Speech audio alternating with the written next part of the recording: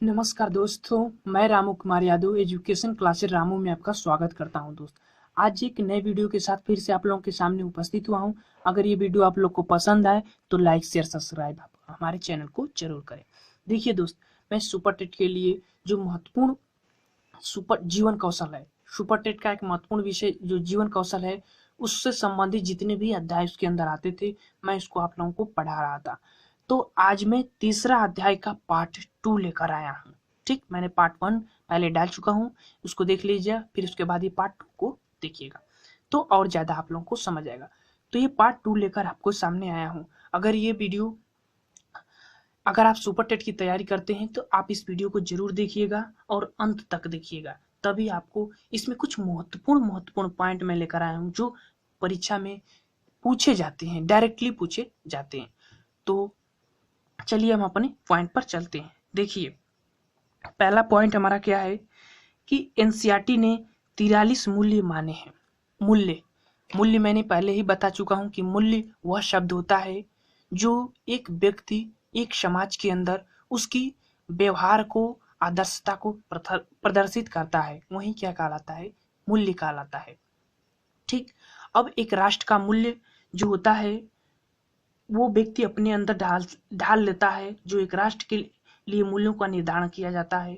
और जब वो उसको अपने अंदर ढाल लेता है तो वह उसको संवैधानिक मूल्य की दर्जा दिया जाता है।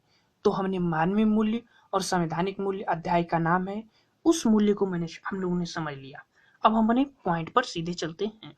पहला पॉइंट क्या है, एनसीईआरटी ने 43 मूल्य माने हैं। जो एक मूल्य होता है, एनसीईआरटी जो एक बेस है, उसने माना है कि जो मूल्य होते हैं वो 43 होते हैं। ठीक, और बात कही जाए तो प्राचीन भारत में 4 मूल्य प्रचलित थे, और ये मूल्य जो 4 मूल्य हैं, जिस व्यक्ति के अंदर होते थे उस व्यक्ति को पुरुषार्थ भी कहा जाता था। पुरुषार्थ मतलब पुरुषों में उत्तम, पुरुषार्थ की प्राप्ति हो जाती थी उस व्यक्ति के अंदर। कौन कौन से, तो धर्म का मूल्य, अर्थ, काम और मोक्ष, ये मूल्य एक व्यक्ति के अंदर होता था तो उसको पुरुषार्थ की प्राप्ति हो जाती थी। अब वैज्ञानिकों ने कुछ मूल्य निर्धारित किया है अपने लिए। तो उन्होंने क्या कहा है कि व्यक्ति के अंदर वस्तुनिष्ठता का मूल्य होना चाहिए, सृजनात्मक सोच यानी क्रिएटिविटी थिंकिंग होनी चाहिए, उसके अंदर नए नए तथ्यपरकता होनी चाहिए, किसी भी चीज की वो पूर्ण जानकारी उसके अंदर होनी चाहिए। ठीक, तर्क युक्तता उसके अंदर होनी चाहिए, तर्क युक्तता भी होनी चाहिए अगर वैज्ञानिक मूल्य के अंदर देखा जाए तो।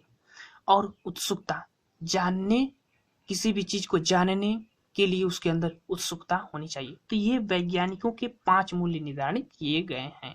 अगर आप वैज्ञानिक हैं या बनना चाहते हैं तो आपके अंदर ये 5 मूल्य होना चाहिए, तभी आप एक वैज्ञानिक की श्रेणी में आ सकते हैं। अब आगे हम चलते हैं, कुछ पॉइंट है आगे। देखिए आगे पॉइंट क्या कहता है कि अगला पॉइंट है, स्प्रेंजर नामक वैज्ञानिक ने मूल्यों को 6 भागों में बांटा है। मूल्यों को जो है 6 भागों में बांटा है। एक धार्मिक मूल्य, आर्थिक मूल्य, सामाजिक मूल्य, कलात्मक मूल्य, राजनीतिक मूल्य और सैद्धांतिक मूल्य। किसी भी व्यक्ति का धर्म से संबंधित मूल्य होता है, एक आर्थिक मूल्य भी होता है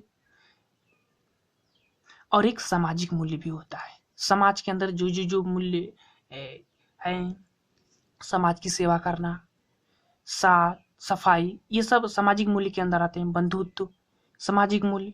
कलात्मक मूल्य भी होते हैं, जैसे कोई कलाकार होता है तो उसके कई तरह तरह के कला बनाना, मतलब एक उनके अंदर कई तरह की कला बनाने की शक्ति होती है, तो वो कलात्मक मूल्य के अंतर्गत आते हैं। राजनीतिज्ञ, राजनीतिज्ञ के अगर बात की जाए तो वो संप्रेषण क्षमता, दूसरों को अपने बातों में लुभा लेना, वो राजनीतिक मूल्य के अंतर्गत आएंगे।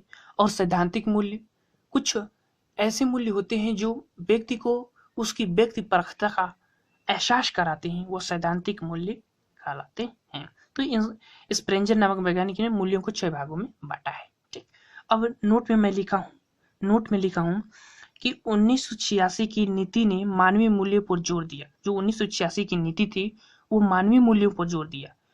मूल्यों के स्रोत, उन्होंने मूल्यों के स्रोत बताया, परिवार और समाज, विद्यालय और पास पड़ोस सबसे ज्यादा मूल्यों के विकास करने में ये 4 जो स्रोत हैं सबसे ज्यादा महत्वपूर्ण है मानवीय मूल्य के विकास करने में। ठीक, अब डीवी साहब हैं, जॉन डीवी साहब कुछ कहा कहे हैं कि विद्यालय जो होता है समाज का लघु रूप होता है।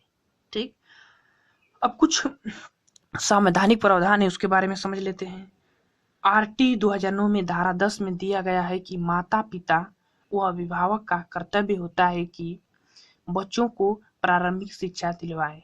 आरटी राइट टू एजुकेशन 2009 में ये बात कही गई है, जो धारा 10 है उसमें ये बात कही गई है कि जो बच्चों के माता पिता होते हैं या अभिभावक, वो अपने बच्चों को उनका कर्तव्य होता है कि वो अपने बच्चों को प्रारंभिक शिक्षा दिलाएं। ठीक, अब ऐसे जब हम लोगों ने धारा 10 को समझ लिया तो कुछ संबंधित धाराएं हैं उसको भी हम लोग समझ लेते हैं। धारा 9 का कहता है कि स्थानीय प्राधिकार के कर्तव्य, मतलब जो स्थानीय प्राधिकारी होते हैं, अधिकारी होते हैं, जैसे ग्राम प्रधान, अध्यापक, बीडीओ, ये सब जितने भी शिक्षा से संबंधित अधिकारी होते हैं उनका कर्तव्य होता है कि शिक्षा की जो व्यवस्था है उसकी उन्नति करें, प्रचार प्रसार करें। ठीक, धारा 8 क्या कहती है? समुचित सरकार का दायित्व होता है। धारा 8 ये कहती है कि जो शिक्षा से संबंधित जितने भी सरकार का दायित्व है उस दायित्व को वो पूरा करे सरकार। धारा 7 कहता है लागू करने के वित्तीय खर्च। अब जो 7 है धारा, तो जो भी शिक्षा की नीति लागू होती है उसमें जो भी खर्च लगते हैं वो सरकार उसकी पूर्ति करे। ठीक, धारा 6 कहते हैं विद्यालय की दूरी। विद्यालय की अगर दूरी की बात की जाए तो जो एक ग्राम में विद्यालय की दूरी कम से कम 1 से 1 किलोमीटर की होनी चाहिए। विद्यालय की दूरी छोटे बच्चों की दूरी भी निर्धारित करे। अच्छा, ठीक। और धारा 11 कहता है 3 से 6 वर्ष के बच्चों के लिए विद्यालय पूर्व शिक्षा की व्यवस्था करना। मतलब जो 3 से 6 वर्ष के बच्चे के लिए, जो 3 से 6 वर्ष के बच्चे हैं उनको विद्यालय की पूर्व शिक्षा, यानी विद्यालय से जो पहले की शिक्षा दी जाती है उसकी भी व्यवस्था कौन करे? सरकार करे। धारा 11 में कही गई है। ठीक, तो ये थे हमारे संवैधानिक और मानवीय मूल्य के अंदर जितने भी पॉइंट बनने वाले थे हमने आज पढ़ा दिया। आज हमारा संवैधानिक और मानवीय मूल्य जो भी पॉइंट बन रहा था परीक्षा की दृष्टि से हमने उसको पढ़ा दिया। और अब हम चलेंगे इसके प्रश्नों की सीरीज पर। तो ये वीडियो आप लोग को कैसा लगा? अगर पसंद आए तो लाइक शेयर सब्सक्राइब आप हमारे चैनल को जरूर करें। अगर आप यूपी टेट सुपर टेट के लिए तैयारी कर रहे हैं तो हमारे चैनल को सब्सक्राइब कर लें, घंटी को भी दबा दें और जो भी वीडियो मैं डालूं उसको अंत तक देखें। मैं खुद अपने हाथों से ये लिखकर नोट्स लेकर आता हूं और एक सुपर टेट के लिए जितने भी महत्वपूर्ण पॉइंट होते हैं परीक्षा की दृष्टि से जो बनने वाले होते हैं उनका मैं आप लोगों के सामने प्रस्तुत करता हूं। और ये वीडियो आप लोग को पसंद आए तो लाइक शेयर सब्सक्राइब आप हमारे चैनल को जरूर करें। तो चलता हूं, थैंक यू दोस्त। अब नेक्स्ट वीडियो में आप लोगों के सामने मिलूंगा।